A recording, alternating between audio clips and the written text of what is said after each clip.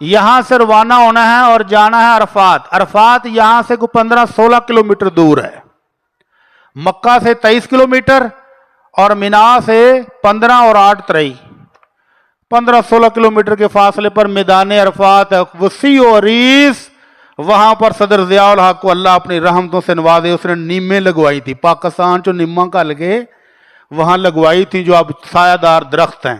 اس کے ساتھ انہوں نے فوارے لگا دیے. ٹھنڈی ہوا چلتی ہے تو مزہ آ جاتا ہے. وہاں پر بہت بڑی مسجد ہے. مسجد ہیں کیا نمرہ.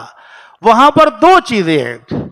مسجد کا اگلا حصہ اور کچھ 5-7-10 صفیں یہ ہے وادی اورانا. یہ وادی اورانا ہے. اور مسجد کا پچھلا آدھا حصہ وہ عرفات کے میدان میں ہے.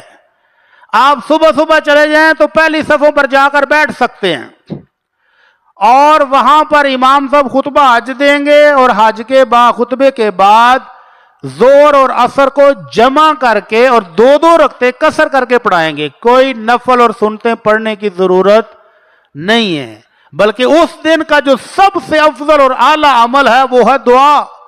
اللہ کے نبی صلی اللہ علیہ وسلم فرماتے ہیں خیر الدعاء دعاء یوم عرفہ. عرفہ کے دن سب سے اعلیٰ افضل امر دعا ہے. وَخَيْرُ مَا قُلْتُ أَنَا وَالنَّبِيُّونَ مِن قَبْلِي. جتنے نبی حج کرنے آئے ہیں انہوں نے بھی یہ دعا پڑھی ہے اور میں نے بھی یہ دعا پڑھی ہے. لا الہ الا اللہ وحدہ لا شریک لہ لہ الملک ولہ الحمد وہو علی کل شیء قدیر. یہ دعا زیادہ سے زیادہ پڑھنی ہے اس دن. کب تک؟ دونوں نمازیں پڑھنے کے بعد اب آپ کا اصل کام شروع ہو گیا ہے. جو مسجد کے ابتدائی حصے میں بیٹھے ہیں یہ بھی پچھلے حصے میں جائیں گے. یہ وادی اورنا ہے, اس کو چھوڑنا ہے اور میدان عرفات میں جانا ہے. وہاں پر کھڑے ہو کر اللہ کے نبی صلی اللہ علیہ وسلم نے مغرب تک دعائیں کی ہیں. اتنی طویل دعائیں. اگر کوئی تھک جائے تو بیٹھ بھی سکتا ہے. کوئی بوڑھا ہے تو بیٹھ جائے ویل چیئر پر. کوئی لیٹنا چاہے تو لیٹ بھی سکتا ہے. لیکن کرنا کیا ہے؟ اللہ کا ذکر. اللہ سے بھیک مانگنی ہے کہ یا اللہ اتنی دور سے آئے ہیں اپنی رحمت سے معاف کر دے.